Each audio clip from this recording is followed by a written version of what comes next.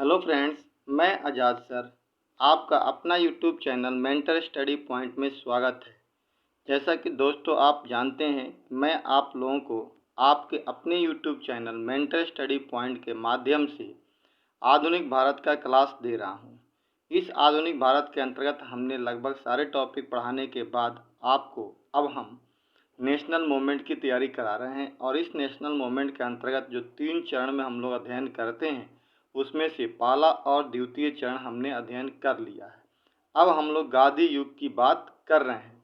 इस गांधी युग में दोस्तों मैंने आपको अभी तक गांधी जी के दक्षिण अफ्रीका का प्रोग्राम, इसके अलावा जब वो भारत में आए 9 जनवरी 1915 ईस्वी को, तो कैसे उन्होंने चंपारण सत्याग्रह किया, फिर अहमदाबाद आंदोलन, फिर खेड़ा सत्याग्रह, उसके बाद कैसे जालियांवाला बाग हत्याकांड हुआ, फिर हंटर आयोग का रिपोर्ट आया, फिर असहयोग आंदोलन, खिलाफत आंदोलन, इन सब चीज़ों के बारे में मैंने अभी तक आप लोगों को बता दिया है दोस्तों। इसी असहयोग आंदोलन के दौरान जब चौरा चौरी घटना घटती है, उसके बाद गांधी जी आंदोलन को वापस ले लेते हैं, जिसके कारण बहुत सारे लोग नाराज भी हो जाते हैं और नाराजगी के बाद एक नए पार्टी की स्थापना होती है, जिसे हम लोग स्वराज पार्टी के नाम से जानते हैं। ठीक है दोस्तों, ये भी हमने आपको बता दिया था। और ये स्वराज पार्टी जब स्थापना हो चुकी थी, उसके बाद से अब आगे हम लोग करने जा रहे हैं, जिसमें नाम है कांग्रेस का गया अधिवेशन। दोस्तों इसके बारे में आज हम लोग करेंगे। ठीक है दोस्तों, कांग्रेस का गया अधिवेशन। ठीक है, कह रहा है कि असहयोग आंदोलन के स्थगन के उपरांत महात्मा गांधी को जेल में डाल दिया गया था। ऐसा कि 6 साल के लिए जेल डाला गया था, परंतु बारदौली प्रस्ताव के अवसर पर आंदोलन को स्थगित करते हुए उन्होंने रचनात्मक कार्य को अपनाने की बात कही थी। साथ ही उन्होंने राजनीतिक प्रक्रिया में भाग नहीं लेने का भी निर्णय लिया था। इसके बाद दोस्तों कह रहा है कि कांग्रेस के सभी सदस्य महात्मा गांधी के रचनात्मक कार्यक्रम के विचार से सहमत थे, परंतु रचनात्मक कार्यक्रम की प्रक्रिया को लेकर उनमें मतभेद था और यही मतभेद कांग्रेस में 2 विरोधी धड़ों के विकास का कारण बना। दोस्तों रचनात्मक कार्य का अर्थ ये होता है कि गांव में जा करके बेसिक स्तर पे काम करना, लोगों को चीज़ों के बारे में बताना, इसी को रचनात्मक कार्य कहते हैं।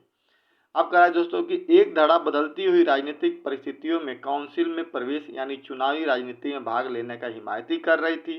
मतलब यहाँ पे जो चीज़ें बदली हुई थी, वहाँ पे कुछ लोगों का मानना था कि हम चुनाव लड़ करके अंग्रेजों का विरोध करें, और कुछ का था कि हम बाहर रह करके विरोध करें। तो जो चुनाव लड़ना चाहते थे उन्हें हम परिवर्तनवादी कहें।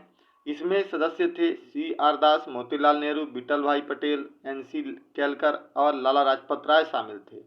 जबकि दूसरा धड़ा रचनात्मक कार्यक्रम पर ही जोर दे रहा था, और यह काम था, इन्हें हम लोग क्या बोले, अपरिवर्तनवादी। तो दोस्तों यहाँ से सवाल क्या हो गया, परिवर्तनवादी और अपरिवर्तनवादी। परिवर्तनवादी वो थे जो चुनाव लड़ करके कुछ काम करना चाहते थे, और अपरिवर्तनवादी वो थे जो रचनात्मक कार्यों के माध्यम से देश को आगे बढ़ाना चाहते थे।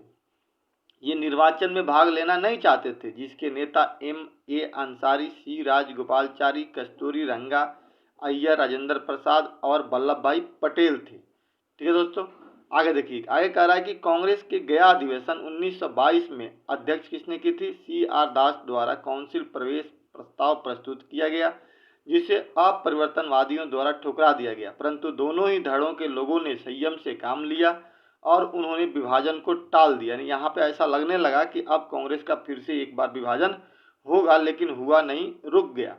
हालांकि CR दास ने अध्यक्ष पद से इस्तीफा तो दे दिया। उसके बाद दोस्तों अब आता है स्वराज पार्टी की स्थापना, जो करते हैं लोग चित्तरंजन दास और मोतीलाल नेहरू। करा गया अधिवेशन में काउंसिल में प्रवेश के परिवर्तनवादियों की मांग को ठुकराए जाने के कारण CR दास तथा मोतीलाल नेहरू द्वारा कांग्रेस से इस्तीफा दे दिया गया तथा 1 जनवरी 1923 ईस्वी को कांग्रेस खिलाफत स्वराज पार्टी यानी कांग्रेस के खिलाफ स्वराज पार्टी की स्थापना की गई। दोस्तों ये सवाल आपका ना कई बार क्वेश्चन अभी तक पूछ चुका है कि स्वराज पार्टी की स्थापना कब हुई थी और किसके द्वारा की गई थी। तो याद रखिएगा कि स्वराज पार्टी की स्थापना 1 जनवरी 1923 ईस्वी को की गई थी, कांग्रेस खिलाफत स्वराज पार्टी के नाम से, जो आगे चल करके स्वराज पार्टी के नाम से प्रसिद्ध हुआ। ठीक है दोस्तों, 1923 में विधिवत रूप से स्थापित हुआ, यही बाद में स्वराज पार्टी के नाम से प्रसिद्ध हो गया। आगे बात समझ में, यही पार्टी क्या बन गई आगे, स्वराज पार्टी के नाम से प्रसिद्ध हो गई। स्वराज पार्टी के अध्यक्ष पद पर CR दास और इसके सचिव पद मोतीलाल नेहरू नियुक्त किए गए। यानी जो अध्यक्ष बने वो CR दास और सचिव कौन बने, मोतीलाल नेहरू। तो दोस्तों यहाँ पे सवाल कई बार पूछा गया है कि स्वराज पार्टी, 2 सवाल पूछा जाता है। स्वराज पार्टी की स्थापना कब हुई थी, 1923 ईस्वी में। किसके द्वारा हो गई थी, तो CR दास और मोतीलाल नेहरू ने भाग लिया था। इसके अध्यक्ष कौन थे, CR दास। CR दास का मतलब होता है चितरंजन दास, और सचिव कौन थे, मोतीलाल नेहरू, जवाहरलाल नेहरू के पिताजी। ठीक है दोस्तों, आगे आता है कि फरवरी 1924 ईस्वी को गांधी दास पैक्ट संपन्न हुआ। ये याद रखिएगा, गांधी दास का मतलब है गांधी एक तरफ और चितरंजन दास एक तरफ पैक्ट हुआ, जिसमें यह निर्णय लिया गया कि स्वराज पार्टी के सदस्य कांग्रेस के अंग रहते हुए परिषद में कार्य कर सकते हैं। बदले में उन्हें न्यूनतम कताई की आहारता को भी पूरा करना था। पहला चुनाव 1923 में तथा दूसरा चुनाव 1926 में हुआ। स्वराज पार्टी ने इन दोनों चुनावों में भाग लिया। 1923 ईस्वी के चुनाव में स्वराजवादियों ने केंद्रीय विधानसभा की 105 सीटों में से 42 सीटें जीती और 1925 ईस्वी के निर्वाचन के बाद स्वराज आदि नेता विट्ठल भाई पटेल केंद्रीय विधानसभा के अध्यक्ष चुने गए। दोस्तों एक क्वेश्चन मैंने बताया था ना आप लोगों को, कौन पहली बार चुने गए थे, तो पटेल जी चुने गए थे, जिनका नाम था विट्ठल भाई पटेल। अब दोस्तों आगे कह रहा है कि 1924 से ईस्वी के नगर पालिका के चुनाव में कांग्रेस के निम्नलिखित प्रमुख नेता मेयर बन गए। जब चुनाव हुआ तो CR दास कलकत्ता के मेयर बने, सुभाष चंद्र बोस कलकत्ता के मुख्य अधिवासी बन गए, विट्ठल भाई पटेल मुंबई के मेयर बने, वल्लभ भाई पटेल अहमदाबाद के मेयर बने, राजेंद्र प्रसाद पटना के मेयर बने, जवाहरलाल नेहरू इलाहाबाद के मेयर बने। इस प्रकार से दोस्तों कुछ इन्हें सफलताएं प्रारंभिक तौर पे मिली। इसके बाद दोस्तों अब आता है बारदौली सत्याग्रह 28। ये भी कई बार क्वेश्चन आपका पूछा जाता है। गुजरात के बारदौली क्षेत्र में वहां के किसानों ने अंतर्राष्ट्रीय बाजार में कपास की कीमतों में कमी के बावजूद सरकार द्वारा मनमाने तरीके से 30% बढ़ाए गए भू राजस्व के विरोध में सत्याग्रह किया।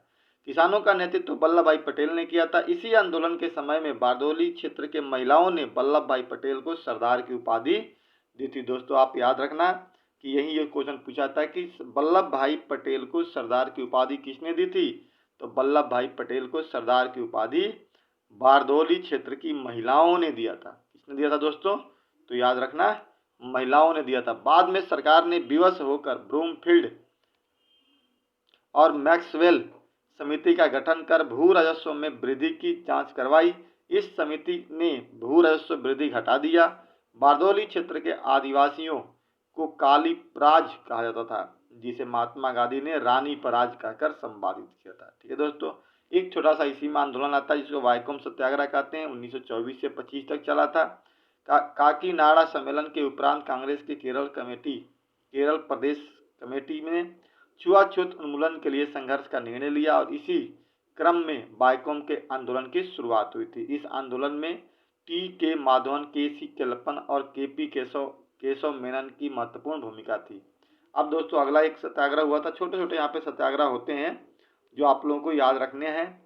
एक थे गुरुवार सत्याग्रह 1931। पीत सुब्रमण्य तिरुमाबू के नेतृत्व में 16 स्वयंसेवकों का एक जत्था 21 अक्टूबर को कन्नापुर में से गुरुवार की तरफ पैदल मार्च करता हुआ चला। मंदिर पहुंचने पर इन सत्याग्रहियों को पुलिस की मौजूदगी में प्रतिक्रियावादी तत्वों ने बुरी तरह पीटा। 21 सितंबर 1932 ईस्वी को इस सत्याग्रह आंदोलन ने जुझारू रूप धारण कर लिया। इस के केलप्पन आमरण अनशन पर बैठ गए। केरल तथा देश के अन्य हिस्सों में इस आंदोलन के समर्थन में सभाएं भी की गई, परंतु मंदिर के संरक्षकों पर इसका कोई प्रभाव नहीं पड़ा। गांधी जी की मध्यस्थता से 2 अक्टूबर 1932 को केलप्पन ने अनशन तोड़ दिया। ठीक है दोस्तों, ये छोटा सा आंदोलन था, इतनी कोई खास महत्वपूर्ण नहीं रखता है। अब दोस्तों सबसे बड़ा महत्वपूर्ण आता है, अब आता है क्रांतिकारी आतंकवाद का द्वितीय चरण। ठीक है दोस्तों, अब हम लोग देखिए अभी तक हमने पहला चरण पढ़ लिया है जो 1905 से 1919 तक था क्रांतिकारियों का। अब दूसरा चरण पढ़ना है और यहाँ पर चूंकि यहाँ पर 3 प्रक्रियाएं हुई थी दोस्तों। एक चीज याद रखना आपने, यहाँ पर इसे मान लीजिए कि एक कोई चीज है, यहाँ पे आते आते 1922 ईस्वी में 3 स्थितियां बदल गई थी। एक तरफ हमारी कांग्रेस थी, दूसरी तरफ परिवर्तनवादी अलग थे, अपरिवर्तनवादी अलग थे, और यहीं पे गांधी जी गांव में भी चले गए हैं और अब आंदोलन पूरी तरह से ना खाली हो गया। यहाँ पे मतलब एक तरह से देखा जाए तो 1923 से लेकर के 1928 के बीच में हमारी गतिविधियां बिल्कुल खाली थी।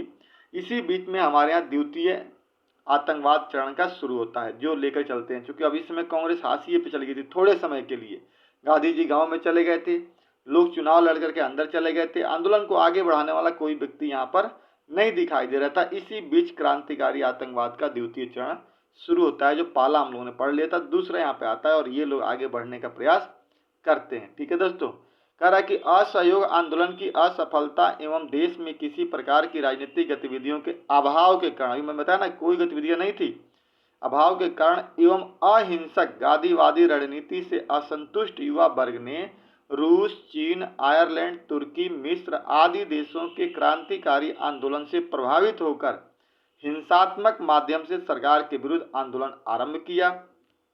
ठीक है दोस्तों, और पहला संगठन स्थापित किया जिसका नाम था पहले संगठन का हिंदुस्तान रिपब्लिकन एसोसिएशन। ठीक है दोस्तों, हिंदुस्तान रिपब्लिकन एसोसिएशन, अर्थात इसी को हम लोग क्या कहते हैं, सेना के नाम से जानते हैं। ठीक है दोस्तों, कह रहा है कि 1924 ईस्वी में कानपुर में इसका गठन हुआ। इसके संस्थापक सदस्य सचिन सन्याल, योगेश चंद्र चटर्जी तथा राम प्रसाद बिस्मिल आदि थे। इसका उद्देश्य सशस्त्र क्रांति के माध्यम से, मतलब क्रांतिकारी गठबंधन के माध्यम से औपनिवेशिक सत्ता को उखाड़ फेंकना और एक संघीय गणतंत्र संयुक्त राज्य भारत की स्थापना करना इनका मेन उद्देश्य था दोस्तों। ठीक है, हिंदुस्तान रिपब्लिकन एसोसिएशन के कार्यकर्ताओं के द्वारा 9 अगस्त 1925 ईस्वी को लखनऊ के निकट, आज ही का दिन था जी 9 अगस्त। ठीक है दोस्तों, आज ही 9 अगस्त है और आज ही के दिन काकोरी कांड की घटना घटी थी। तो 9 अगस्त 1925 ईस्वी को लखनऊ के निकट सहारनपुर लाइन पर काकोरी नामक गांव में 8 डाउन ट्रेन को रोककर उनमें रखे सरकारी खजाना लूट लिया गया। इस घटना को इतिहास में काकोरी कांड के नाम से जानते हैं दोस्तों। तो सवाल पूछा है काकोरी कांड कब हुआ था, तो 9 अगस्त 1925 ईस्वी को हुआ था। कौन थे इसमें, तो इसके जो लोग थे वो हिंदुस्तान रिपब्लिकन एसोसिएशन के मेंबर थे, जो क्रांतिकारी दल के लोग थे। और काकोरी कांड दोस्तों आपको अक्सर पूछा जाता है कब हुई थी, तो काकोरी कांड की घटना 1925 ईस्वी में हुई थी। काकोरी षड्यंत्र मुकदमा 1925 में चला, जिसमें अशफाकुल्ला खां, राम प्रसाद बिस्मिल, रोशन सिंह और राजेंद्र लाड़ी को फांसी की सजा तथा बाकी 4 को आजीवन कारावास की सजा देकर अंडमान जेल भेज दिया गया, जिसे काला पानी की सजा के नाम से दोस्तों हम लोग जानते हैं। इस प्रकार दोस्तों इस समय तक आते आते यहाँ पर क्या हो चुका था, काकोरी कांड हमारा हो गया, पहला संगठन बन गया। अब दोस्तों ये जैसे ही संगठन बना, जिससे इसमें हत्याएं हुई, लोगों को फांसी दे दिया गया, तहस नहस कर दिया गया, पूरा हमारा गरम दल था ना जो, वो पूरी तरह से बिखर गया। चंद्रशेखर आज़ाद दोस्तों यहीं पर थे, वो तो बच गए हालांकि इसमें, जबकि बाकी उनके दोस्त पकड़े गए और किसी को फांसी हुआ तो किसी को उम्र कैद की सजा सुना करके मांडले जेल भेज दिया गया। इसी में से कुछ लोग निकल गए दोस्तों। अगले वीडियो में हम लोग चर्चा करेंगे कि हिंदुस्तान रिपब्लिकन एसोसिएशन के ही माध्यम से कुछ लोग बाहर निकल करके और एक नए संगठन की स्थापना की दिल्ली के फिरोज शाह कोटला मैदान में 1928 ईस्वी में, जिसका नाम था हिंदुस्तान सोशलिस्ट रिपब्लिकन एसोसिएशन।